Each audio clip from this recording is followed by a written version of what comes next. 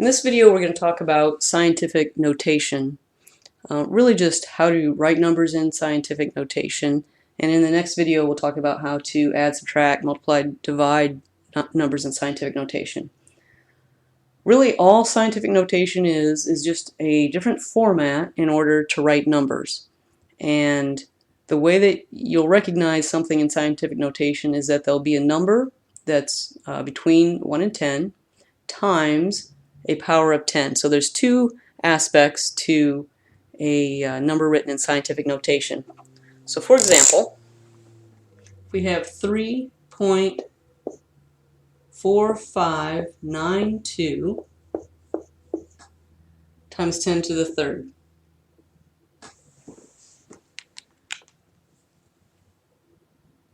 So this is the format you're going to see scientific notation. A number that's between 1 and 10, right? 3.4592 times 10 to something, 10 to an exponent. So here 3 is our exponent. If you don't know what an exponent is, you need to watch the video on exponents. So this is just the format to write a number in. There's really nothing magical about this.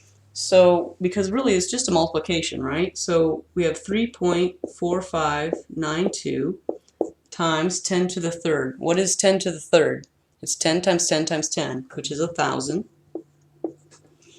If you do that multiplication, you're just going to get a number. If you do 3.4592 times 1,000, you're going to get 3459.2.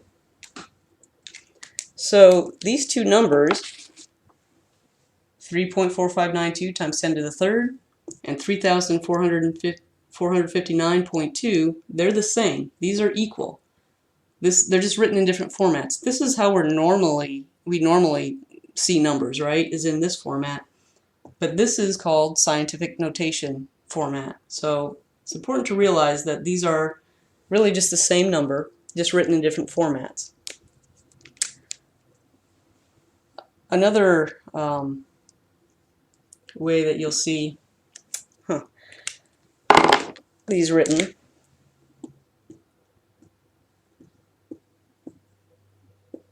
is with a negative exponent.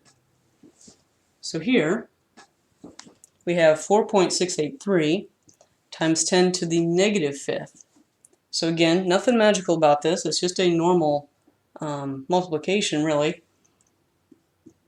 So if we write this out, what's 10 to the negative fifth? It's really just 1 over 10 to the fifth, right?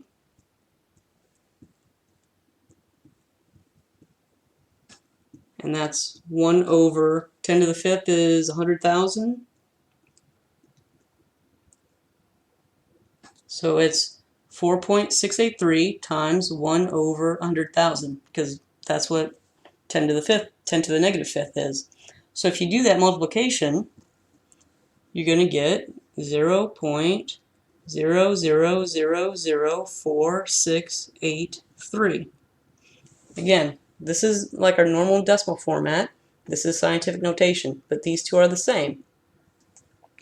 So one thing to notice, though, is that there's a relationship between these two numbers, and which allows us to do a shortcut. So you really don't have to go through this where you multiply the 10 out and then you do this multiplication to get the final answer. The shortcut you can use, if you look at this number, 3.4592 and 3,459.2, you can see that the difference between those two is really just 3 decimal places. And here's a 3 up here. You can see that the difference between these two is that this decimal point is 5 spots different. And there's a 5 up there. So the shortcut to get from here to here is if you have a positive exponent. Notice that when you have a positive exponent, your number ends up being big. When you have a negative exponent, your number ends up being small. So that's important to be able to check yourself. If you have a positive exponent, your number should be big, at least bigger than this. If you have a negative exponent, you're going to end up with a smaller number, at least way smaller than this, right? 0.0, this number is less than 1. So if you have a positive exponent of 3, we're going to take our decimal point and simply move it over 1, 2, 3 spots. So we're going to move it over 3 spots and end up with 3,459.2, which is what we had here. If you have a negative exponent, you have a negative number, or a very small number. So in order to go from here to here quickly, if it's negative, here we went to the right. On this, we're going to go to the left. So we would take, here's our decimal point, right? It was 4.6. We're going to move it to the left 5 spots. 1, 2, 3, 4, 5. And put it right there. Now there's no numbers out here, so we're going to fill those in with zeros.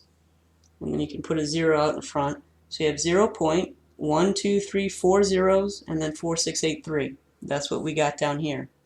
So if you have a positive exponent, you move it to the right that number of spots. If you have a negative exponent, you move the decimal point to the left that number of spots. And that's the shortcut to get from here to here rather than going through all of this. We'll do a couple of examples here.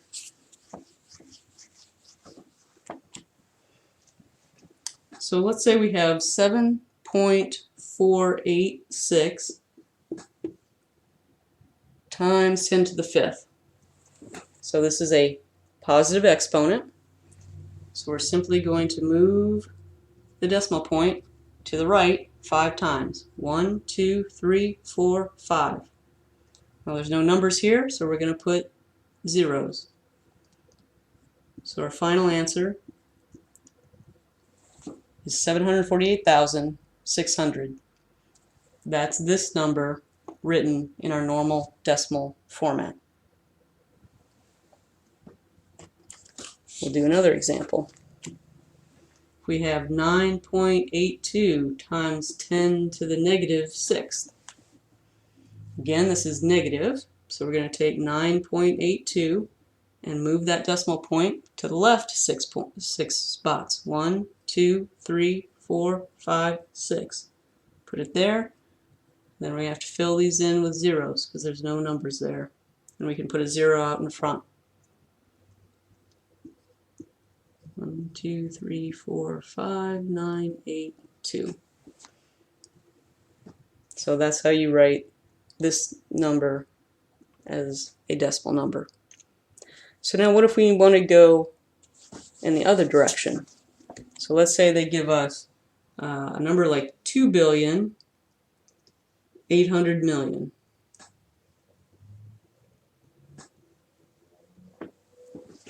And now we have to write that number in scientific notation. So again, these are commas here. It's 2,800,000,000. The decimal point is sitting over here, right? The decimal point for any whole number is at the end of it. So how do we write this in scientific notation? Well, remember the first part of scientific notation is a number between 1 and 10, which means that there's only one number to the left of the decimal point.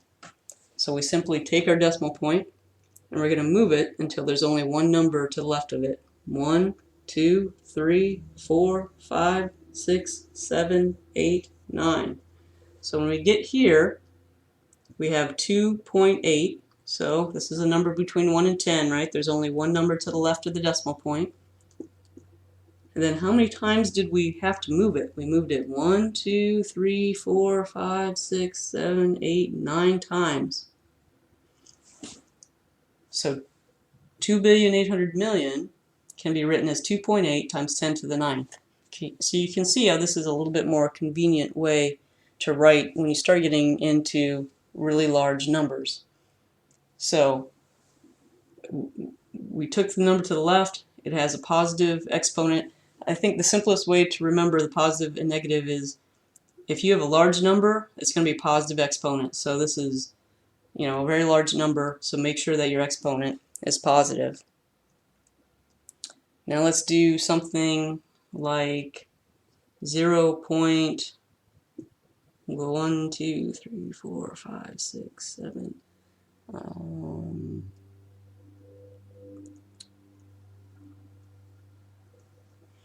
So here we have a very, very small number, right?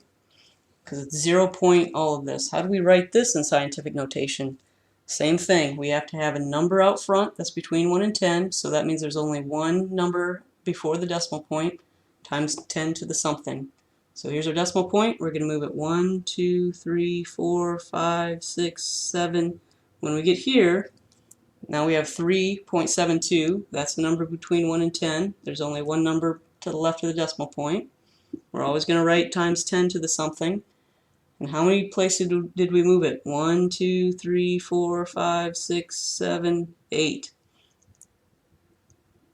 And it's going to be negative, right? Because this was a very small number, so we know that it has to be a negative exponent.